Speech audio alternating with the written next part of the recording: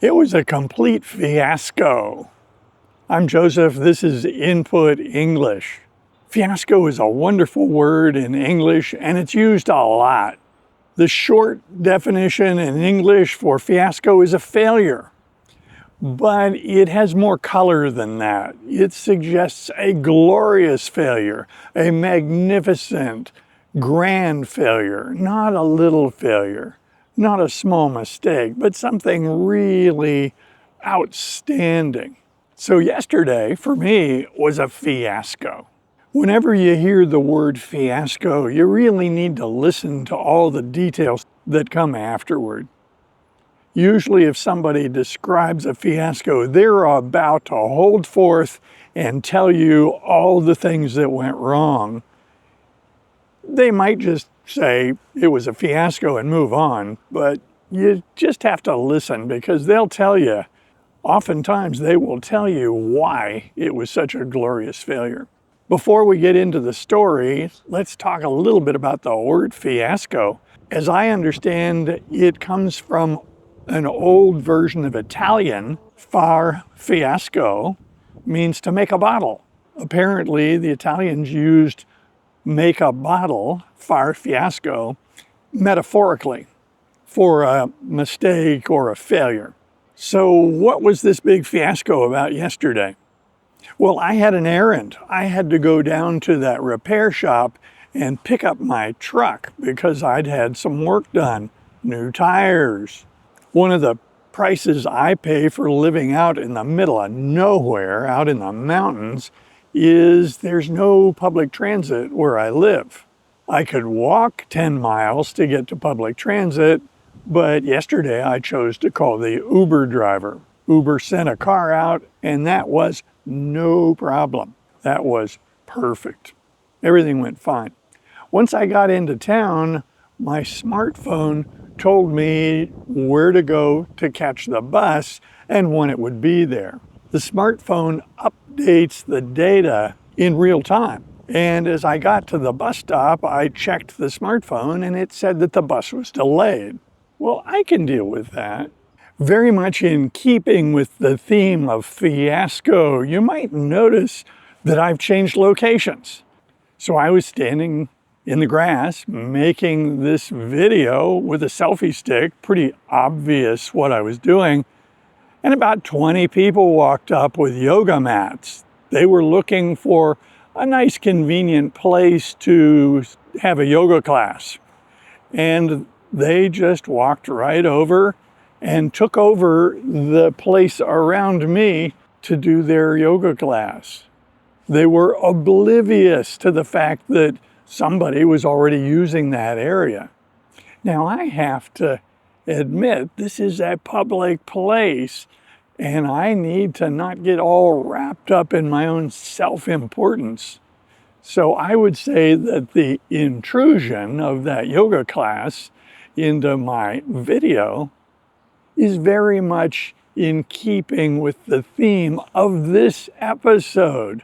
So back to the story. Yesterday, why was it such a big fiasco? When I checked using my cell phone the schedule of the bus, I was notified that the bus was delayed. It was going to be a few minutes late. No problem, I can deal with that.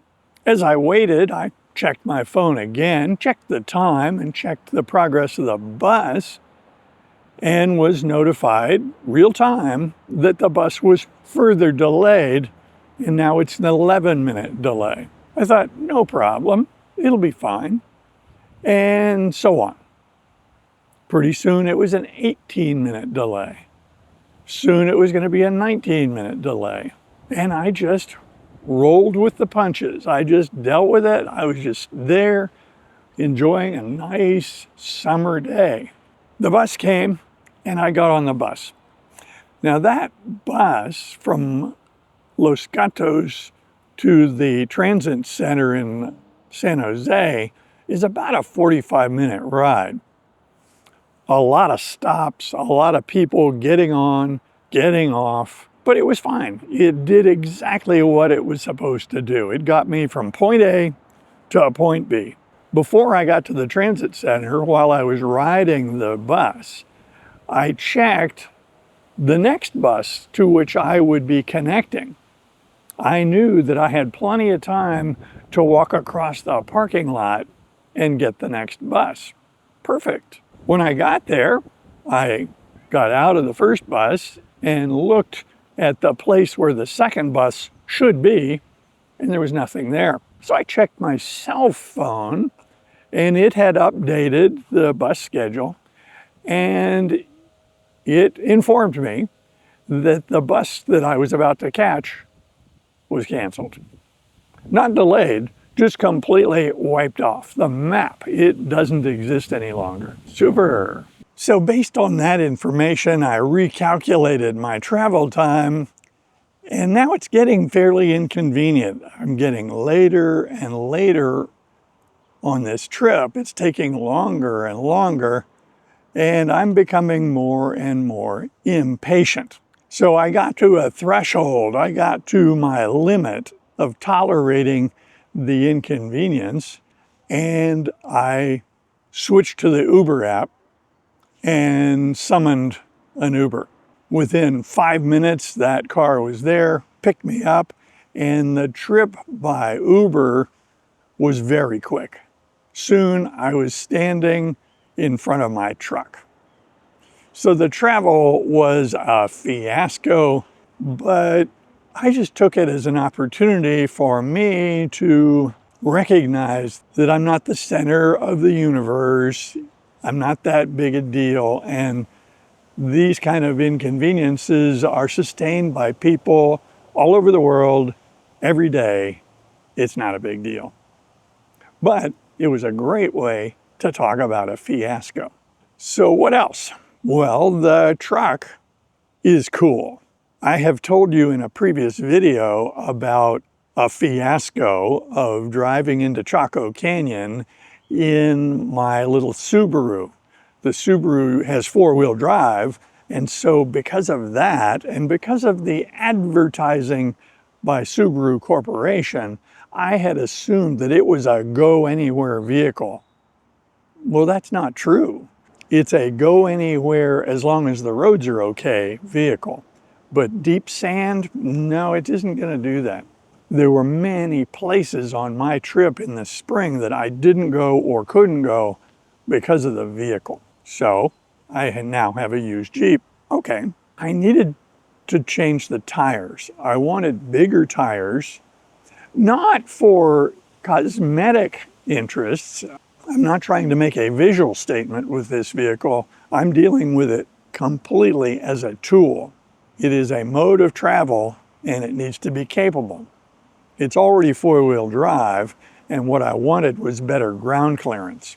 I got bigger tires, and on a stock Jeep that is an unmodified Jeep, if you make the tires bigger, you usually should raise the chassis a little bit in order to accommodate the tires so that they have better clearance of the fenders.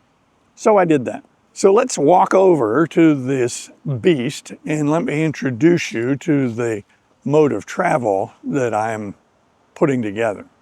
It is a work in progress. So this is a Jeep Rubicon. It's a 2022. It's not new, but it's not horribly old, and it's in very good shape.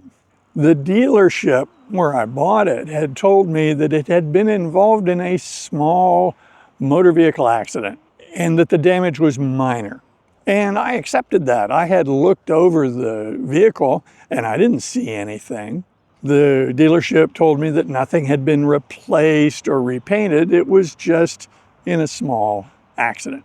So when I got this thing home, I realized that it had a front bumper with extensions that were not necessary for off-road. They're not even necessary for highway travel. It's conventional with that kind of bumper to take those extensions off. I did that and discovered 2 bolts had been sheared off in that accident. The dealership or whoever did the repairs put the end piece back in place, but they left 2 bolts out because the holes that the bolts would go into were filled with the broken bolts. Well, that's really not a big deal. So I just drilled them out and removed them. It was pretty easy. And that kind of repair is kind of fun. It's a little problem. You analyze it, you put the effort in, and the next thing you know, the problem's solved. So this vehicle is taller than it used to be. These are bigger wheels. The previous wheels were 33 inches tall, and these are 35s. So the whole truck got raised 1 inch just by putting the wheels on. And then I raised it several more inches. So now,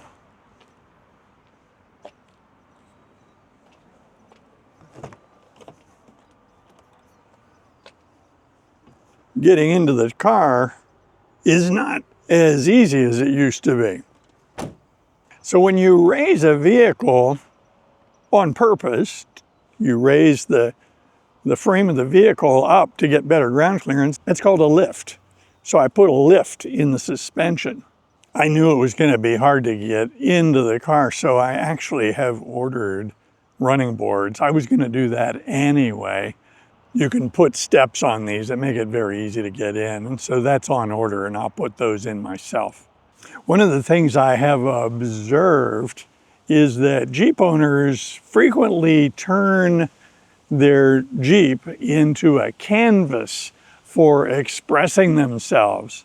And of course, the way they express themselves is by spending money. I don't want to do that. There are very few things that I want to put on this Jeep, and I don't want to spend a lot of money. I don't want to focus on making a visual statement. I want to keep it functional. So I'm going to put the running board steps on so that my short little legs can get me in and out of the vehicle. And then this front bumper is set up for a winch. A winch in this use is an electrical device that has about 100 feet of very strong rope, synthetic rope. And if you get stuck in one of these, you can unwind that rope off the spool of the winch, and you can hook it to something solid, a boulder, a tree, another vehicle. You can attach that rope to a trailer hitch on a big vehicle that will help you rescue yourself. And then you can use the hand controller, the electronic controller of that device to wind up the rope and pull this vehicle out of whatever situation it's in. If it's stuck in mud or stuck in sand or stuck on a boulder, you can pull it out of that situation using the power of the winch.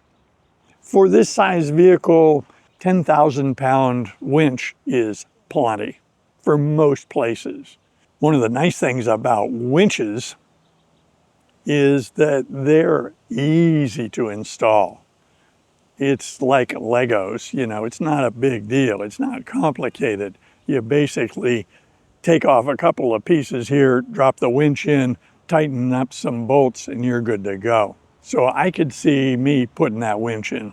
So when I started out by saying it was a fiasco, it turned out fine. The guys at Advanced Trucks of Morgan Hill, California, did a great job of modifying the suspension, installing the bigger tires, and the car drives like a dream.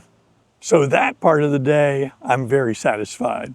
Using public transit was the fiasco, and that was just an opportunity for me to just chill out, relax, and not get all excited about these things. The trouble with my travel by public transit is I had the expectation that it would go smoothly. I had the expectation that it would go on schedule per usual. The place that it became a fiasco in my mind was when what I saw didn't match my expectations. Now, I've been told by wise people that you're smart if you don't have any expectations, because expectations, when they're not met by reality, can result in resentment, anger, frustration. None of that's any good. What I've been taught is that the antidote for resentment or frustration because of an unmet expectation is acceptance. And so that's what I did yesterday. That's what I continue to do. I accept that that's just the way it is. And the fact that I didn't anticipate that that was going to be the way it was is not really a big problem. In the next week, the new running boards will come in and I'll bolt them into place. In the meantime, I just have to use a little extra effort to pull myself up into the truck, which is quite a bit taller than it used to be. And it's very clear to me that almost everything I was trying to accomplish went extremely well. I invite comments below, and if you like videos like this, be sure to click on this one next. See you soon.